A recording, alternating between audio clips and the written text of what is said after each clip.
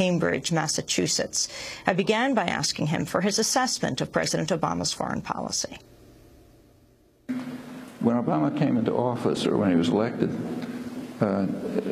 one high Bush official, I think it was Condoleezza Rice, predicted that Obama's foreign policy would be a continuation of Bush's second term. The first and second term of Bush were quite different. I mean, the first term was, aggressive, arrogant, kicking the world in the face, even allies.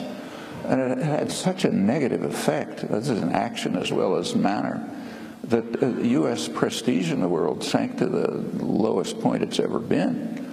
That was really harmful to the interests of those who actually set foreign policy, business world, corporate interests, state planners, and so on. So there was a lot of criticism of Bush right from the mainstream in the first term. Well, the second term was somewhat different.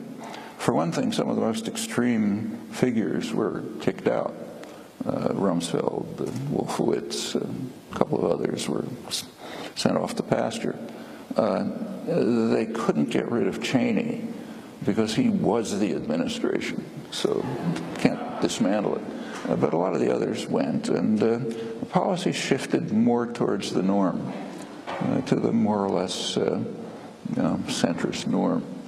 And little talk about negotiations, less aggression, and so on, and a more polite attitude toward allies, so that it was more acceptable. Fundamentally, it didn't change, but it was more acceptable. And this prediction was that that's what Obama would do.